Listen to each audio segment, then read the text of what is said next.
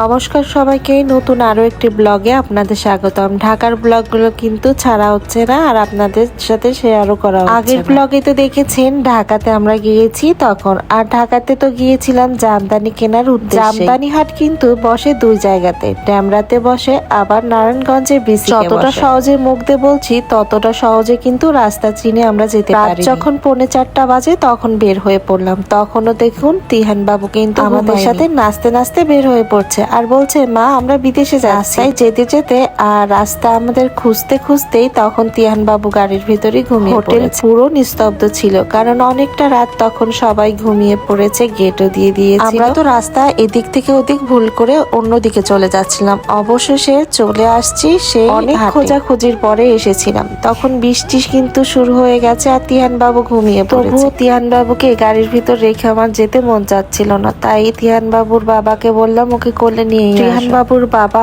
আমার জন্য এত সাপোর্টিভ একজন মানুষ, আমার জীবনে ভগবানের আশীর্বাদ সে আছে বলেই আমার ইচ্ছা অনিচ্ছার অনেকটা দাম পাই। আর সে তো আমাকে অনেক বেশি সাপোর্ট করে, আপনারা সেটা বুঝতেই পারছেন। আমরা তারপর পার্টি নিয়ে বসে পড়েছিলাম জামদানি দেখার জন্য। কত যে তাঁতি এসে ভিড় জমিয়েছিল, কোনটা রেখে যে কোনটা দেখবো বুঝতেই পারছিলাম না। তাঁতিরা অনেক বেশি হট্টগোল করছিল, আপা এটা দেখেন ওটা দেখেন, কিন্তু দেখার সুযোগ কিন্তু তারা দিচ্ছিল না। আর পাশে দুইজন আঙ্কেল বসেছিল, তারা মূলত যারা কিনতে আসে তাদের পাশে বসে হেল্প গুলো করে। কেনাকাটার পরে তাদের আবার নাস্তা খাওয়ার জন্য কিছু দিতে হয়। যতগুলো শাড়ি কিনলাম সব শাড়ি তারা নিয়ে গাড়িতে উঠিয়ে দিয়েছিল। আর হাটের পাশেই একটা দোকান ছিল, সেই ভোরবেলাতেই খুলেছিল। সেই দোকানে আমরা গিয়েছিলাম শাড়ি দেখতে। আসল কথা কি জানেন, তাঁতিরা এখন আর কম দামে কিন্তু সেল করে না, হয়তো বা আগে কখনো তারা এখন এত দাম বলে সেটা নেয়ার উপযোগী হয় না, কিন্তু নিতে তো এসেছি, নিতে তো হবেই, দাম বেশি দিয়েই নিতে হয়েছে। যে শাড়িটা এখন দেখছেন এই শাড়িটার দাম 1,50,000 টাকা। জামদানি শাড়িগুলো দাম কিন্তু নির্ভর করে কাজের উপর, কাউন্টও একটা বিষয় থাকে। কালারটাও কিন্তু এনেছিলাম, সেটাও সোল্ড হয়ে গেছে। যারা শখ করে কিনতে চাই বা ধরুন